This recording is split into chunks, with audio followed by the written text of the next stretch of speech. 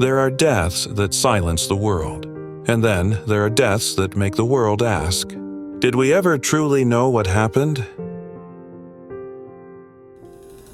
On October 4th, 1970, Janis Joplin, the Queen of Wild Soul, was found collapsed in a Los Angeles hotel room. Police called it a heroin overdose. The investigation was closed within days, but 55 years later, one whisper has never faded. She didn't die alone. Some claim they saw a man leaving her room just minutes before the police arrived. Others believe her death, and that of Jimi Hendrix only 16 days apart, wasn't a coincidence at all, but part of a plan to end the counterculture movement, a time when music, freedom, and rebellion were shaking America to its core. If you love stories built on truth, but shadowed by secrets no one dares to say out loud, hit subscribe, because we'll keep digging into the dark corners behind the legends, where light and darkness always walk side by side.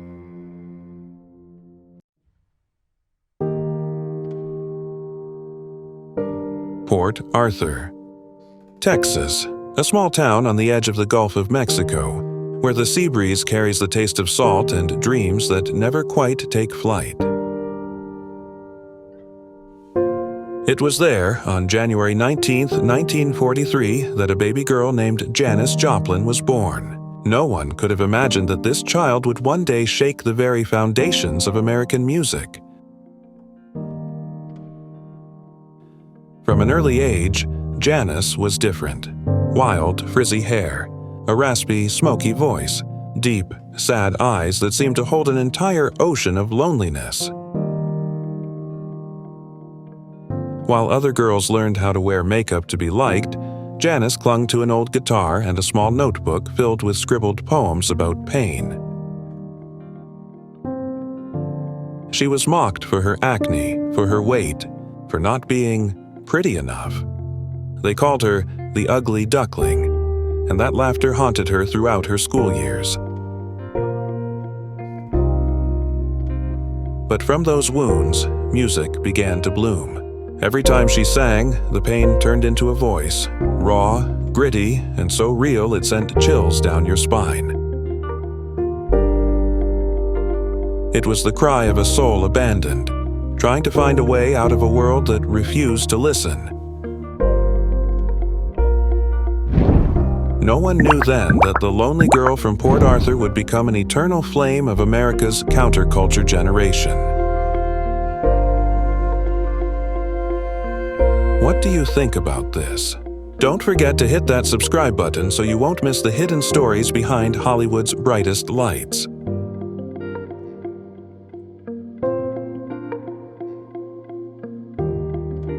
In the mid-1960s, as America was changing in the haze of smoke, rock music, and protests, Janis Joplin left Texas with nothing more than an old suitcase, a few music notebooks, and a heart full of scars.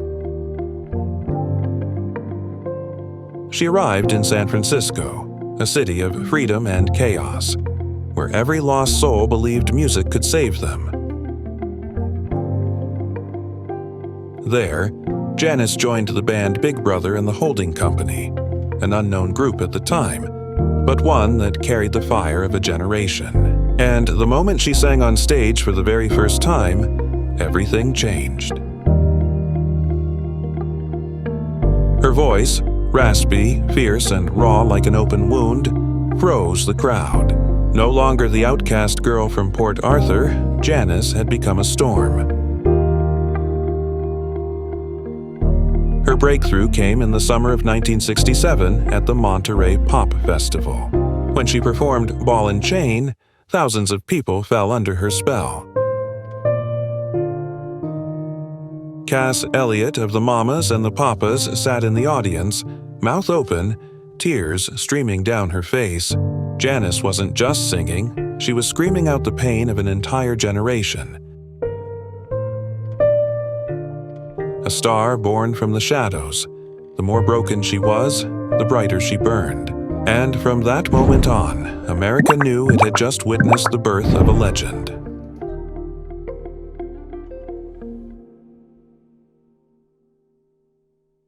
The bright lights of San Francisco hid more darkness than anyone imagined.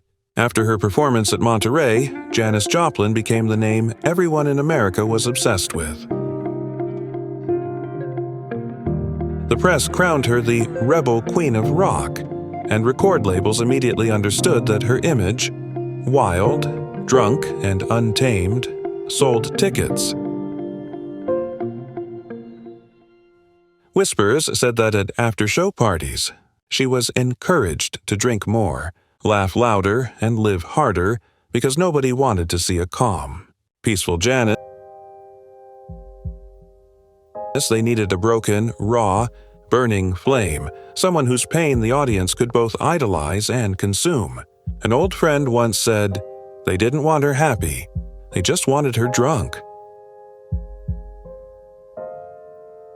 Amid the roaring crowds and thousands of raised hands, Janis slowly began to lose herself. She started to wonder, was she singing for the music, or for the addiction to the spotlight? Strong liquor and white powder crept into every performance, every backstage moment. And behind the endless applause, there was a cold truth she never dared to speak. Maybe that stage was never truly hers.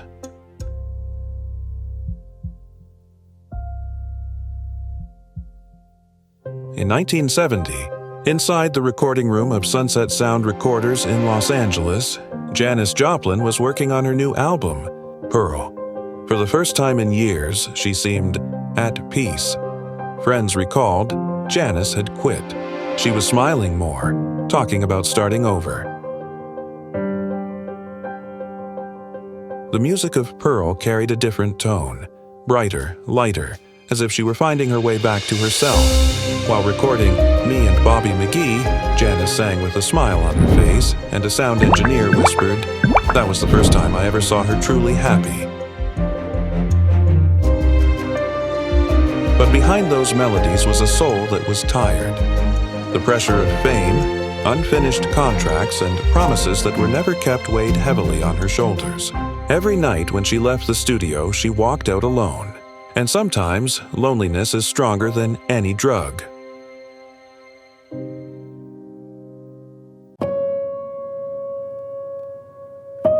The night of October 4th, 1970, the hallway of Landmark Motor Hotel was eerily quiet. Around 1 a.m., the receptionist heard a door close, softly but with a certain finality. A witness later claimed they saw a man leaving room 105, where Janis Joplin was staying, just minutes before the police were called. He wore a dark jacket, a cap, and disappeared into the night as if he'd never existed. But when the investigation file was released, the last line was chillingly brief. No one else was present at the scene. No strange fingerprints, no cameras, no confirmed witnesses. It was as if every trace had been erased by silence itself. So, who was that man, and why did he vanish just before history closed its final chapter?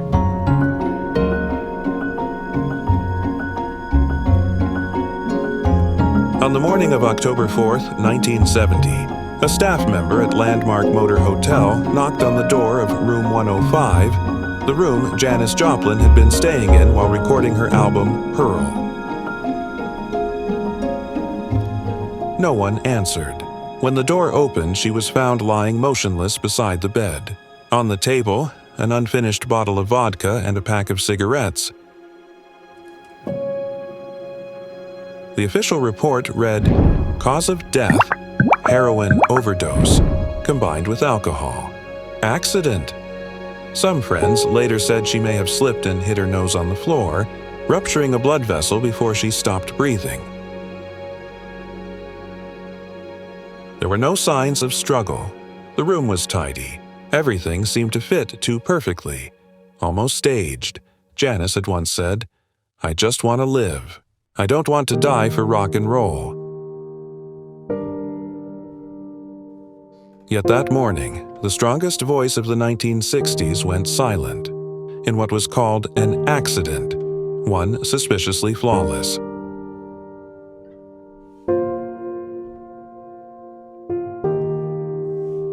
Just 16 days before Janis Joplin's death, the world had already said goodbye to another legend, Jimi Hendrix. Two icons of the same generation, two voices of freedom, both gone young, under equally murky circumstances.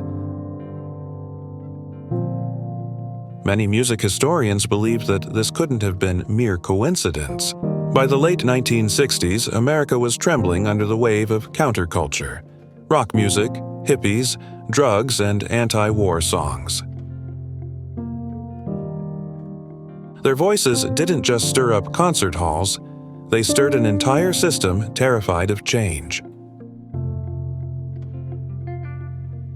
Some unofficial reports claim that anti-war singers were being watched, their mail opened, their phones tapped, and then, one by one, they died in accidents or overdoses. Was someone trying to silence the souls that were changing the world? They asked. And if that was true, perhaps Janis Joplin was only the first victim of a plan that was never written down.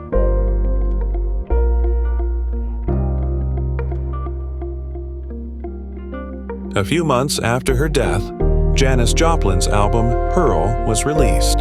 It quickly rose to the top of the charts, becoming one of the most enduring legacies of the 1970s. Her voice in those final recordings, Cry Baby, Mercedes-Benz, and especially Me and Bobby McGee, carried a strange power, fierce yet fragile, strong yet breaking. People said it was the sound of raw truth, the voice of someone who had walked through pain and dared to sing about it. No one else in history could make audiences tremble and feel so deeply at the same time.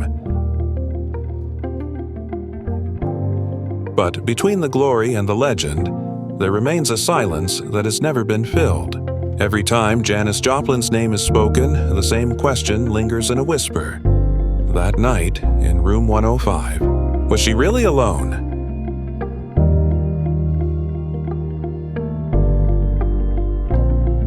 Today, people still argue, was she simply a victim of her own loneliness?